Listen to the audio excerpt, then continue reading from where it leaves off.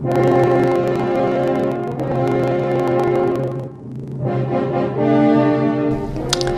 байцгаана уу? Галанцтан холбооны зүгээс цаг үеийн мэдээлэл хүргэж байна. Хүлээн авна уу? Хоёрын хугацаанд бүх нийтийн сүрэл төрөх шалтгаан байна. Тийм учраас Монголыг Тэнгэрээс дахиад байчиллаа. 3 дахь удаа.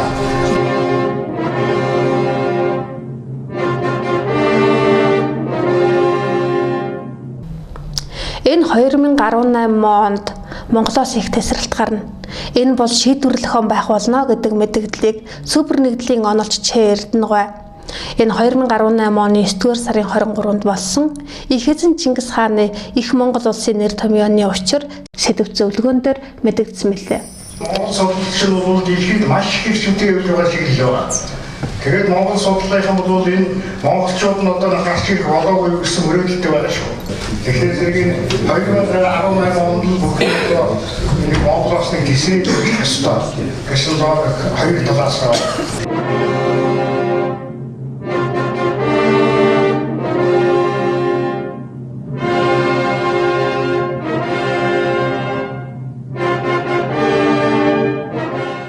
Үнэхээр ч тэр тооцоолол ёсоор болж түүнээс хойш 7 хоногийн дараа буюу улсын их хурлын намрын ээлжил чуулганыг нээж хэлсэн үгэндээ Монгол улсын ерөнхийлөгч бүх ард түмнээ эрс шинжилэлд уриалан дуудлаа. Бид нийтээрээ засаглалын тогтолцооны мухардал хямралыг гэтлэн давах шийдлийг олж нийгмээрээ зорилгоо шинээр тодорхойлохгүй юм бол цаашдаа ямар ч асуудлыг бид шийдэж чадахгүй болжээ. Манай одоогийн тогтолцооны чадвар боломж нэгэнт бүр мөсөн шавхагджээ. Ямар ч асуудал шийдэх чадваргүй болсон энэ тогтолцоог нэг мөр нураагаад шинээр суур цутгаж цэг шударга төр байгуулах зоримог алхам нэгдмэл хүчийг бүх талаар дэмжиж ажиллахаа Монгол улсын ерөнхийлөгч илэрхийлээд улсын хурлын эрхэм гишүүдэд эрс шинжилэлд бэлтгэлтэй байхыг анхаарууллаа. Тэрээр мөн тэдэнд хандаж хэлсэн үгэндээ урдын адил өөрсдийн явц зүйн эрх ашигын үүднээс асуудалд хандаж нүгэл үлдүүлзээ гэдгийг ч мөн давхар санууллаа. Эрхэм гишүүдээ эрс шинжилэлд бэлтгэхдээ тогтолцоогоо бид өөрчлөхгүйгээр юу ч өөрчлөгдөхгүй юм байна. Зүрэл байс бидний хамтран босгосон өрх гэрээ маань суур тулгуур баганд алдаа гарч нурах эрсдэл үүсчихэд байгаад бид нурааж шинээр суур зутах бадвах тулгуур хийхээ оронд ганц нэг нэмэлт бэхэлгээ хийх эрсдэл арилсан мэт сэтгэл төрүүлэх гэж өнгөцхөн засвар бодог дүрхтүүдийн байдлаар өнөө хүртэл аргалж ирлээ. Одоо аргалж хуурч хүчрэхгүй хэмжээнд хямрал маань тулж иржээ.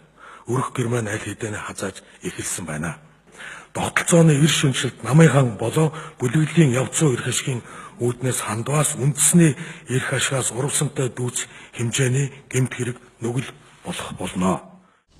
За ингээд тогтолцооны реформыг зоригтойгоор эхлүүлэх нэгдмэл хүч гарч ирсэн тохиолдолд Монгол улсын ерөнхийлөгч түүнийг үндсэн хуулиар олгогдсон өөрийн албан үүргийнхээ дагуу бүх талаар дэмжиж ажиллахаа улсын их хурлын танхимд илэрхийлж ингээд Монгол оронд Монгол улсын ерөнхийлөгчийн дэмжлэгтэйгээр эрс шинжилэл явагдах бүх тохироо нөхцөл бүрдлээ.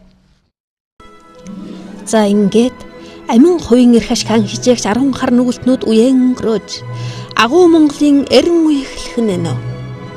10 цагаан буйны зам мөргүүдээ нээж Монгол ялах нь нэ. Монгол улсын шинэ ерөнхийлөгч саарл ордон дотроос цэвэрлэгээг эхлүүлж ордны хаягдах туглан ямлагсдын толгой дээр цахиур хагаллаа. 2018 онд Монголоос их тесрэлт гарна. Энэ бол шийдвэрлэх хүн байх болно гэдгийг тооцоолсон эрдэмтний тооцоолол үнэн ажээ. Он дуусч өвөл эхлэх гэж байхад энэ Монгол юу гаярна вэ гэж Монголыг бас харахгүй ажээ. Цаг нэрхээр Монгол төр иргэнэ гэдэг алга уруулахтай л адил ажээ. Хамаг Монголын залуус мөн яг энэ үеэр тэнгэрлэгэрчмээр нэгдэж тэмцэлд жигдэрэн хөдөллөө. Мандахыг тэнгэрээд судалмаар байна. Юунаас их монголчуудад дээрээс бидний хамгаалах байна. Илүү хамтан гомог шүү. Сэтгэлээрээ нэгдэцгээе. Халуун монгол цэстайгаа арах бүгд мэддэцгээе. Тэнгэр дэцэн мөрс бит босоо цэйгэн тэтгэцгээе. Хамаг монгол хамтараа бүхэг хэн бичцгээе.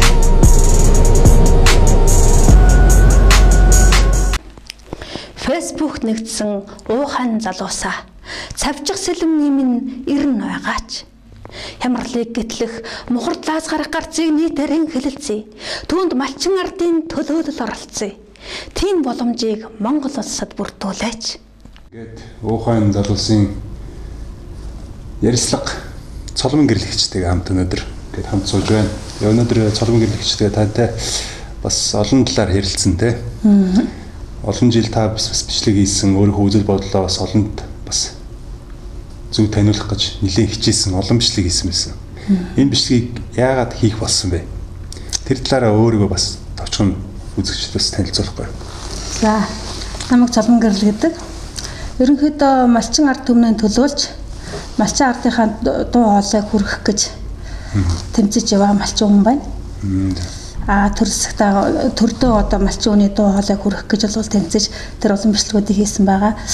Тэгээд Монголын төр гэдэг маань чухам юу хэлж яах вэ гэхээр зэрэг энэ улсын их хурл засгийн газрын гишүүдэд бол хандаж биш. Үүнийг бол харин яаж тарааж засгийн газрыг яаж татан буулгаж бид нар хуучин уламжлалт төрдөө очих вэ? Энэ тухай гарц гаргалгааг шин төрдөө хандаж хэлсэн. Ийм хөвшлүүд хийгээд байгаа. Тэгэхээр зэрэг шин төр гэдэг маань хэн юм бэ, юу юм бэ гэхээр зэрэг энэ 2016 оны сонгуулиар бол жавхлан гишүүн маань ард түмний маш их итгэл найдварыг хүлээж маш их сэтгэлийн өөрлөлт араас гарч ирсэн тий. Ингээд нэгдүгээр жавхлан гишүүнд хандаж байгаа. Тэгээс энэ 2017 оны сонгуулиар Батулга ерөнхийлөгч маань бас ард олны маш их сэтгэл найдварыг хүлээж маш их сэтгэл өөрлөлтөөр гарч ирсэн. Тэгэхээр зэрэг энэ хоёр хүнийг бол миний хувьд одоо энэ шин төрийн дохио эхлэл байлаа. Тэгээд энэ шин төрөө засч авч явхад бол одоо энэ муу цагийг зөвүүн цагийг халах сайн цагийг авчрах те Монгол ардын хоёр баатар гэж байгаа. Энэ хоёртой хаягалж ерөнхийдөө нэлээд олон төр нэвтрүүлгүүдээ хийж тэгээд ингээд энэ ард түмэн маань одоо энэ муу төрийг халах цаг нь болсон ингээд хөдлөөсэй гэдэг байдлаар ерөнхийдөө юм аяа. Тэгээд хүмүүст маань зорж хаягдсан хүмүүст маань олигтой хүрчихгүй ингээд одоо илгээ адмөр өссөн юм шиг явахчраа алахгүй ингээ байж ятал Уухайн залуучууд та нар гараад ирсэн. Хамаг Монголын цусыг хөөргөн ташуур далайн саарл ордонд нэвтэрсэн самандын жавхлан гишүүнэ. Зөөлөн суудалж шигдэн уудам нутгаан эзгүүрүүлж алд биеийн бөөцөлөн ордны тансаглалд умбах гэж Монголын баялагийг харийнхан дарилжиж бидний амьдралыг төвөөгчдийг зөөлөн суудлаас нь сугтатан босгож саарл ордноос нь зад ташуурдан хөөж тэнгэр эдэл мэргэж тэнэгэр талд нь гаргаач. Тэд дэлхийн ээжигийн эвдэн сүтгэгч аалз мэтэнтэд байхаан болж бидэнтэй адил амьд байгалийн амьд эрчмээр асан дүрлзэж агуу Монголын төлөө хүчээн өргөг. Үйл явц хоёр талаас нь явж байна. Шинжлэх ухааны шугамар явж байна. Нэг нь бол тэнгэрээс шугамар явж байна.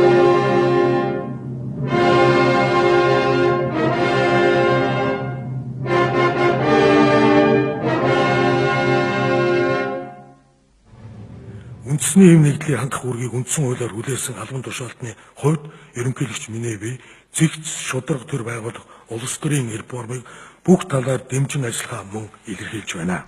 Ингээд Монгол оронд Монгол улсын ерөнхийлөгчийн дэмжлэгтэйгээр эрс шинжилэл явагдах бүх тохироо нөхцөл бүрдлээ. Харин тэр нэгдмэл хүч хаа байна? Тэр гарч ирсэн тохиолдолд супер нэгдлийн онолччээ Эрдэнэгийн тооцоололж алдаа мадаггүй болох нь батлагдах нэ. Энэ бол дэлхийн томлоос авах шийдвэрлэх хэмжээний фон юм. Энэ их сайн 2018 оны зүгээр шинжлэх ухааны үүднээс тоосч бас болж байгаа юм. Энэ бол шийдвэрлэх юм. Шохом энэ талаар энуудад би ярих гэж байна. Галан цэцтэй холбоо нь 2010 онд байгуулагдсан цагаас хойш гажуудсан буруу тогтолцооны эсрэг нэгдмэл хүчээр хөдөлж олон зоримог алхам хийж ирсний зах зухыг Монголын ард түмэн гадарлан бас заримыг эс гадарлана.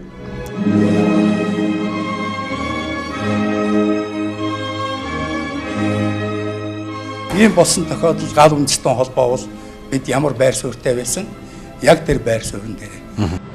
Танартай зүгээр нэг тэр хоёр хооронд ярихгүй заа юу.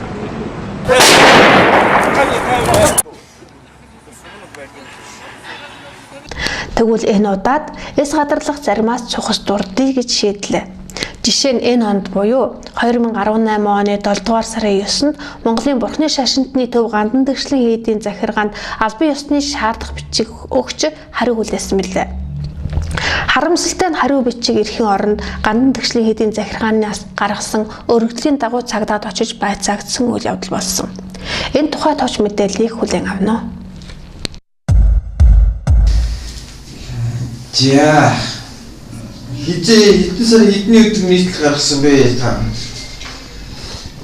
Яг үндсэн санаа нь бид нар бол хуучин гал үндэстэй холбооны суурин дээр байж байгаа өв уламжлал ёс заншил гэсэн энэ салбарт тусдаа бие дааж гараад байгаа.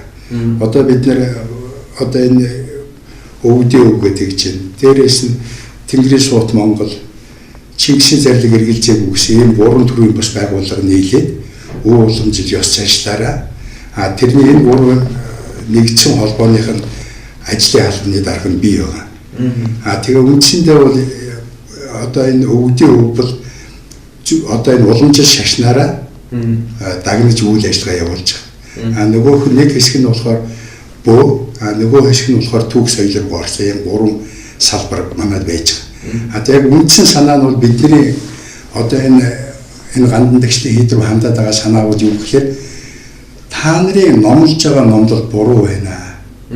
Буруугаасаа болоод одоо энэ 28 жилийн дотор бүх сумдууд өөрсдийн гэсэн хийдтэй болцлоо. Үүний байсан бүх хүмүүсийн зэрэгтэй хотод хуйлгаад төрлөө яагаад Монголын ард түмний амьдрал доош яваад байгаа. Яагаад энэ эсэн бусын муу хэрэг гараад байгаа. Хэрвээ та нар оюуны манлай дээр байгаа юм бол оюун санааг нь монголчуудын оюун санааг зөв рүү залж байгаа юм бол энэ ийм байх ёсгүй. Тийм учраас та нарын хийж байгаа одоо энэ үйл ажиллагаа буруу яваад байна. Тэгээд буруу яваад байгааг нь болохоор бид нэг багш гэдэг байхгүй юу? Багш ийм учраас та нар буруу яваад байна. Энэ дээр бүгдээрээ хамтарч ажиллагаад бид нэр багшууд энэ дээр бол 5-6 жил явсан байна. Би бол шашинг бол бид нар чинь гал үндэстэн байхдаа бол зөвхөн газар шороогаа явж байсан хүмүүс. Яагаад энэ Монголын газар шорооны 40% ийм байдалд хүрчээд Монголын ард түмний 3 сая монголчууд ингэж ядууранд ороочод байхад яагаад энэ гандан энэ газрын тухай ганц ч юм бэ? Хөшөөхөр дээрээс нь чойж амтхан бол сайхан тухах юм бол чи сайхан болно, сайн байж гин. Харин энэ гадныхныг болохоор энэ Монголд байгаа өвлөлт хүмүүс ухах хичээд. Наа чи төрийн би зүгээр өөрийнхөө бодлыг хийлээ л да. Энэ ганцхан ламбар ном уншаад гоё болчихдог бол биш. Тий, биш аахгүй. Эднийг манлайлал гэдэг нь болохоор ерөнхийлөгчөөс эхэлж явах юм шүү. Би бол тэгж бодлоо. Бид нар ерөнхийлөгчд өгсөн. Талхан сарын 9-нд яг энэ зайд айдл зэрэгцээ ерөнхийлөгчд бичиг өгөөд ингээ яваад байгаа юм л да. Тэгээд ерөнхийлөгчөө хамруулж байгаа эдгээр зөндөл юм хийсэн л байгаа л да. Хамгийн гол нэг оюун санааны жолоодлого гэдэг чинь шашин учраас энэ төрийг хаашаа явахын нарийн эрүүл жолоодох хэрэгтэй юм байхгүй. Том салбар байхгүй. Тийм учраас тийш дээ. Оюун санааны жолоодлого ард түмжинд бурхнаа шашнаа шүтэж ингэж залбирчхад төр гэсэн хүмүүсийн бол та нар миний энийг ханх гэд ингээд захирдаг. Тэгэхээр зэрэг хэн дээр нэ оюун санааны дээр нь тэр ард түмний дээр нь энэ утгаараа бол тэр шашин ч өөрөө зөв зөвхөн залуурчхлаар тэр төрчин зүйлс яснуудыг ярих шүү. За ихт. Таныг бол цоо зовж бүтгээд ийна ингээд бүтгээд юу хагаад оромжлоод наа гэсэн асуудал юу гэсэн бохоггүй надад хамлаг гэсэн бохоггүй. Я өөрийн яриаг оруулсан байхад бүртгэлэг багт яг чинь. Гэхдээ тэрийг бас гоовлсэн гэж тэгээ хочиж агийн өөрөө оруулт тэгж юу яасан гэдэг асуудлуудаар л байгаа байхгүй. За яриа гэж байна. За наадах чинь ийм үнэхээр чойжмсамд номынхаа дагуу зөв яриад байгааг би буруу ярьлаа гэж ойлгоод байна уу? Эсвэл үнэхээр чойжмсамд номынхаа эсрэг зүйлийг яриад байна уу те? Энүүнийг л нэг шалгах. Ийм л нөхцөл үүсгэхийн тулд би түүнийгээ хийсэн. Миний буруу бол би буруугаа тодорхойлуулъя. Тэгээ буруугаа хүлээе гэдгийг тэднэрт бол хангалттай хэлээд байгаа. эсрэг зүйл яриад байна уу? Ажил би ойлгохгүй буруу. Би эсрэг зүйл яриад байна гэж би буруу ойлгоод байна уу? Үнэхээр хамглам номлох ёстой номынхоо эсрэг зүйлийг яриад энэ ард түмнийг хордуулад байна уу? Тархийг хордуулад байна уу? Энүүнийг шалгах ямар нэгэн төрлийн байгууллага боловсон хүчин байна уу? Тэгээ энэ асуудлыг нийгэмд хөндөх хэрэгтэй учраас би тэр имийг аль болох олон төрөлд хийсэн гэж хэлсэн болохоор зүгээр нэг дарамжлаад нэг би буруу яах гэсэн юм. Зөв номлоод байгааг би энэ хүн буруу номлоод байна гэж би буруу ойлгоод байгаа байна уу? Эсвэл үнэхээр энэ хүн номынхоо эсрэг зүйлийг номлоод байна уу? Үнэхээр цаашдаа номынхоо эсрэг зүйл яриад байна уу? Аль эсвэл би буруу ойлгоод буруу яриад байна уу? Энэ асуудлыг шийдвэрлээ тогтоох төрийн байгууллага байгаа бол тогтоолгоор аль буруутай нь хариуцлага хүлээе тийм үү? За. Өөр нэмшилж ярих зүйл байна уу танд? Энэ дагуу бол тэгээд энийг чиглүүлээд шалгадаг байгууллага огт байдгүй юм бишээ байдгиймаа гэд өөрөө надад ярьж ирсэн шүү дээ. Тийм нэг шашны байгууллагад шалгадаг юу байдаг шашин дөрвний одоо энэ тэрийг чиглүүлээд өгнө гэсэн болохоор зэрэг эндээс бас юу гарч ирэх юм бол гэсэн. За би өнөөдөр энийг прокурорд очиж хянуулна. Тэгээд хянуулаад прокуророос юу шийдвэр гаргах нь те тэрийг би тань уцтай шийдэн заа. За. Өөр надад нэмшилж ярих зүйл байна уу? Энэ мэдүүлэг дээр бичүүлэх. Одоо наадах чинь гол нь нөгөө нэг 5 дугаар анги муур огшийн 5 дугаар анги дээр л гомдол ирсэн юм байна шүү дээ. Энэ дагуу би юм уу хэлэх ёстой. Тэн дээрээ тэгээд би сая ярьсныг өөрөө бичсэн гэж үзээд. Тэгээд уншуулсан би таныг бичсэн. Тэгвэл тэгээд өөр юу юм бэ? Одоохондоо зүйл байхгүй тийм үү? Эний ярьсан зүйл нь. Тийм энэ дагуу би өөрөө үнэн гэж бодсныгоо л хийгээд байгаа юм шүү дээ. Тийм буруу бодоод байна уу юу гэдгийг маань бас хяндаг шалгадаг юм байхгүй бол энэ чинь хамгийн хариуцлагатай салбар маань хариуцлага алдагдаад хариуцлагын зод болчиход байна уу? Энэ асуудлыг нийгэмд хөндөх гээд чадлаар явсан хэвлэл мэдээллийн байгууллагуудаар шашин сэдв харамсалтай хаалттай гэдэг юм байна. Хамгийн хэцүү сэдв шашин сэдв байдаг юм аа гэдэг ямар сэдвүүд хүлээж авдаггүй. Тэгээд мөнгө байдаггүй, мөнгө нэгдэг. Зарим зүйлтэй юм. Төрөлөө төр манаа биш төр шашин тустай гэдэг. Яа. Таны ярьсан байгаа. За. Монголын бурхны шашинтны төв гандан тэгшлэн хэд нэртэй хууль шүү. Хуульч цагдаагаар хамгаалагдсан хэдэн хүнийг би гүтгэх хэсэг нь бага хэрэг. Харин бурхан багшийн нэрийг бариад хуургийн хувцс өмссөн хэдхэн этгээд Монголын ард түмнийг мэгтэн доромжилж Монгол улсын хувь заяагаар тоглох нь их хэрэг тул.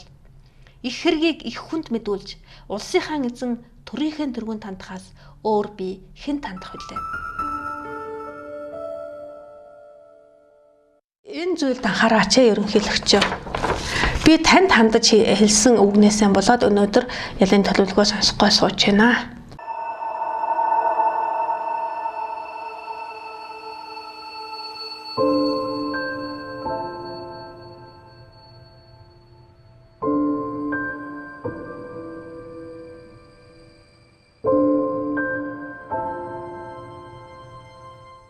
Бурхан өшөө гэж. Та нарыг хэн ийм өргөдмөр өөдгөө амьтад болгоод хайчих вэ? Энэ улсыг хариуцсан толгойлох төрийн тэргүүн та.